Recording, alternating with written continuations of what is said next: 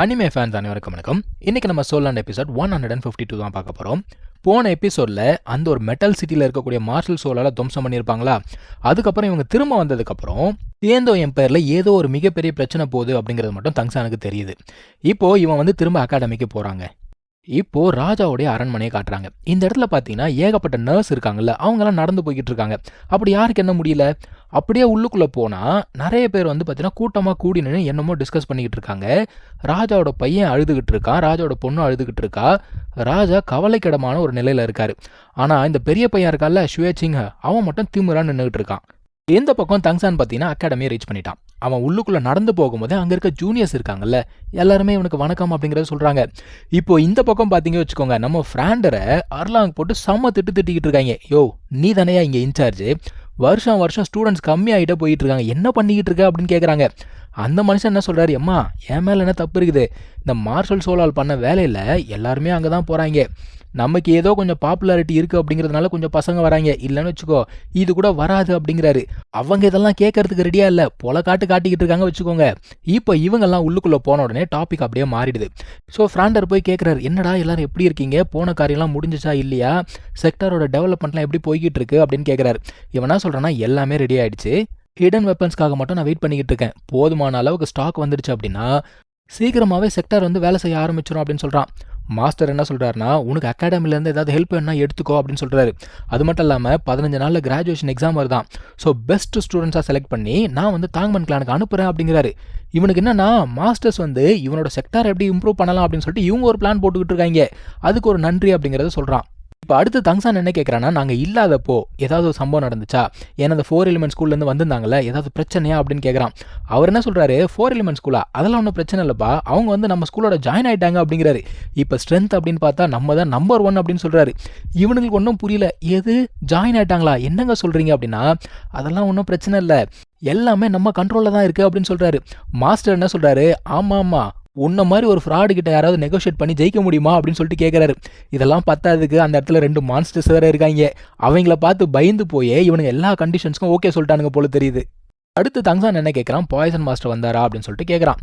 ஆமாம்ப்பா 2-3 முறை வந்தாப்புல, ரொம்ப எமர்ஜென்சி அப்படிங்கிற மாதிரி வந்தான், என்ன பிரச்சனைன்னு தெரியல அப்படின்னு சொல்லிட்டு இவர் சொல்கிறாரு. இவன் யோசிக்கிறான், எமர்ஜென்சியா என்னவா இருக்கும், ஒருவேளை ராஜாவுக்கு பிரச்சனையாக இருக்குமா அப்படின்னு யோசிக்கிறான். ஏன்னா போன முறை பேசும்போதே அவர் சொல்லியிருப்பார், இந்த மாதிரி ராஜா ஃபேமிலியில் நிலவரம் சரியில்லை, இந்த ஸ்பைஸில் தான் பார்த்தீங்கன்னா பாய்சனை மிக்ஸ் பண்ணி கொடுத்துருக்காங்க, இந்த ஸ்பைஸை யூஸ் பண்ணுறதே ஒருத்தன் தான், அது ஷுவேச்சிங்க அப்படிங்கிற மாதிரி சொல்லியிருப்பார் இல்லையா. அதை யோசிச்சுக்கிட்டே இருக்கும்போது மனுஷன் மறுபடியும் வந்துட்டாருப்பா. இவன் வந்துட்டான்னு சொல்லிட்டு யாரோ சொல்லியிருப்பாங்க போல தெரியுது. மனுஷன் வேகமாக வந்துட்டாரு. டேய் தயவு செஞ்சு சீக்கிரம் வா, இல்லைன்னு வச்சுக்கோ ராஜா செத்தே போயிடுவார் அப்படிங்கிறான். எல்லாரும் அப்படியே அலறி போகிறாங்க. என்னையா சொல்கிற அப்படின்னா, அந்த ஆள் பாய்சனால் அஃபெக்ட் ஆயிருந்தால லாஸ்ட் டைம் பார்க்கும்போது இவர் என்ன சொன்னார், எல்லாம் கண்ட்ரோலில் இருக்குது அப்படின்னு சொல்லியிருந்தாரு. அதை தான் அவனும் கேட்குறான். இவர் என்ன சொல்கிறார், ஆமாம் எல்லாமே கண்ட்ரோலில் தான் இருந்துச்சு, ஆனால் மறுபடியும் யாரோ ஒரு பாய்சன் பண்ணியிருக்காங்க அப்படிங்கிற மாதிரி இவர் சொல்ல, தங்சான் என்ன கேட்குறான்னா, சரி என்ன மருந்து பயன்படுத்துனீங்க அப்படின்னு கேட்குறான். இவர் என்ன சொல்கிறாரு, ஸ்னேக் கிங்கோட பாய்சன் அப்படிங்கிறத பயன்படுத்தி, அதாவது பாய்சன் வச்சு பாய்சனை அடிக்கிற மாதிரி, இருந்தாலுமே ஒவ்வொரு முறை இதை பண்ணும்போதும் புது பாய்சன் அப்படிங்கிறது அட்டாக் பண்ணுதான். இவர் என்ன சொல்கிறாரு, நான் பண்ண கால்குலேஷன் படி 7 முறை என்னால் இதை பண்ண முடியும், அதுக்கு மேலே ராஜா இறந்து போயிடுவார்னு சொன்னோன்னே ஃப்ராண்டருக்குலாம் அதிர்ச்சி தாங்கலை. இப்போ இவன் கேட்குறான், சரி எத்தனை வாட்டி இது வரைக்கும் நீ நியூட்ரலைஸ் பண்ணியிருக்க அப்படின்னு கேட்குறான். 6 வாட்டி நியூட்ரலைஸ் பண்ணியாச்சு, இதுக்கு மேலே நம்ம போலன்னு வச்சுக்கோ ராஜா செத்து போய்ட்டு வர, சீக்கிரம் வா அப்படின்னு சொல்லிட்டு இவர் கூப்பிட்றாரு. இப்போ தங்சான் என்ன சொல்கிறான், நீங்கள் சொல்கிறதெல்லாம் வச்சு பார்க்கும்போது இது சாதாரண பாய்சன் மாதிரி தெரியல, கண்டிப்பாக இது ஒரு காம்ப்ளிகேட்டட் பாய்சன் தான், சீக்கிரமாக ஏதாவது பண்ணியே ஆகணும் அப்படின்னு சொல்லிட்டு தங்சான் சொல்ல, அந்த மனுஷன் பேசலாம் டைம் இல்லை, வா போகலாம் அப்படின்னு சொல்லிட்டு வலிச்சுட்டு போகிறாரு. தங்சான் என்ன சொல்கிறான், ஒரு நிமிஷம் இருங்க, நம்ம போகிறதுக்கு முன்னாடி இன்னொருத்தரை கண்டுபிடிச்சி கூப்பிட்டு போகணும் அப்படின்னு சொல்கிறான். அது மட்டும் இல்லாமல் ஃபேட்டிக்கிட்ட என்ன சொல்கிறான்னா, நீ இங்கேயே வெயிட் பண்ணு, ஏன்னா சப்போஸ் எம்பையரில் ஏதாவது மாற்றம் வந்துச்சு, நம்ம பிளான் எல்லாம் குப்பையில் போட்ட மாதிரி தான், இங்கேயே இரு அப்படின்னு சொல்லிட்டு கிளம்பி போகிறான்ப்பா. இப்போ 3 பேருமே பார்த்தீங்கன்னா வண்டியில் போய்கிட்டு இருக்காங்க, ராஜாவோட பேலஸை நோக்கி தான் போய்கிட்டு இருக்காங்க. போகிற வழியில் இந்த மனுஷன் என்ன சொல்கிறாரு, நீ சொல்கிறதெல்லாம் வச்சு பார்க்கும்போது இது சாதாரண பாய்சன் மாதிரி தெரியல, இதில் மல்டிபிள் பாய்சன் யூஸ் பண்ணியிருக்க மாதிரி இருக்குது அப்படின்றாரு. ஸோ ரூட் காஸ் என்ன அப்படிங்கிறத நம்ம கண்டுபிடிக்கலாம் அப்படின்னா, இதுக்கான மருந்தை நம்மளால கண்டுபிடிக்க முடியாது அப்படின்னு இந்த மனுஷன் சொல்ல, தங்சான் என்ன கேட்குறான், உங்களால் மருந்து கண்டுபிடிக்க முடியுமா அப்படின்னு கேட்குறான். மனுஷன் என்ன சொல்கிறாரு, முதல்ல பாய்சன் என்ன அப்படிங்கிறத கண்டுபிடிக்கணும், அதுக்கப்புறம் தான் என்னால் சொல்ல முடியும் அப்படிங்கிறாரு. இப்போ இவங்க போய்கிட்டு இருக்காங்களே, இவங்கள ஒரு கும்பல் வேவ் பார்த்துக்கிட்டு இருக்குங்க. இது எல்லாமே பார்த்தீங்கன்னா மார்ஷல் சோல் எம்பையரோட ஆட்கள், யாருமே தியேந்தோ எம்பையரோட ஆட்கள் கிடையாது. இப்போ இவங்க உள்ளுக்குள்ளே போகிறாங்க. ஃபஸ்ட்டு உள்ளுக்குள்ளே போன உடனே இந்த ஒரு மனுஷன் என்ன பண்ணுறாரு, ஒரு டோக்கன் எடுத்து காட்டுறாரு. காட்டின உடனே உள்ளே விட்டுறாங்கப்பா. அங்கே ஸ்டெப்ஸ் ஏறி போனால் மேலே இருக்கவும் உள்ளே விட மாட்டான் அப்படிங்கிறான். இந்த மனுஷன் டோக்கன் எடுத்து காட்டுறாரு. ஆனாலும் அவனுக்கு என்ன சொல்றானுங்க, இல்ல உள்ளலாம் விட முடியாது, இங்க பாரு ராஜா வந்து தூங்கிட்டு இருக்காரு, ரெஸ்ட் எடுத்துக்கிட்டு இருக்காரு, யாரும் வந்து டிஸ்டர்ப் பண்றதுக்கு அனுமதி கிடையாது, உள்ளுக்குள்ள விட முடியாது அப்படிங்கிறானுங்க. இந்த மனுஷன் சொல்றான், டேய் என் கையில இருக்க கோல்டன் டோக்கனை பாடுறா, ஏன்டா உள்ள விட மாட்டேற அப்படின்னு கேட்கிறாரு. நீ எதை வேணா வச்சுக்கோ, உள்ள விட முடியாதுன்னு சொல்லிட்டு இவனுக்கு குத்த வரானுங்க. தங்சான் என்ன பண்றான்னா, அந்த ஷ்வேச்சிங்கா இருக்கான்ல, அவனுடைய டோக்கன் ஒன்று இவன் கையில இருக்கு, அதை எடுத்து காட்டுறான். அதை பார்த்த உடனே இவனுங்க வந்து யோசிக்கிறானுங்க, என்னடா பிரின்ஸோட டோக்கன் இவங்கிட்ட எப்படி வந்தது அப்படின்னு யோசிக்கிறானுங்க. தங்சான் என்ன பண்றான், அந்த காவலாளி கிட்ட போய் சொல்றான், இந்த மாதிரி பிரின்ஸ் தான் என்ன வர சொன்னான், பிளான்ல ஒரு மாற்றம் இருக்கு அப்படின்னு சொன்ன உடனே உள்ளுக்குள்ள விட்டானுங்க. சரிப்பா ஒரு வழியா உள்ள வந்தாச்சு, ராஜாவை பார்த்தலாம் அப்படின்னு பார்த்தா எங்க போறது, அந்த இடத்துல இன்னும் 2 பேர் இருக்காங்க. இவங்க வழியை மறைச்சு நிற்கிறானுங்க. இவங்களை பார்த்தாலே தெரியுது இவங்க வந்து கிராண்ட் சோலான் மாஸ்டர்ஸ்னு. ஆனால் இவங்க இந்த எம்பையரை சேர்ந்தவங்க கிடையாது. அந்த இடத்துக்கு ஷ்வேச்சிங்கா வரான். அவன் வரும்போதே என்ன சொல்கிறான்னா, தாங்கின் தான் தாங்சான் அப்படிங்கிறது எனக்கு தெரியாமல் போச்சே, அன்னைக்கு மூன் பேலஸ்லேயே நான் வந்து தப்பு பண்ணிட்டேனே அப்படிங்கிறான்.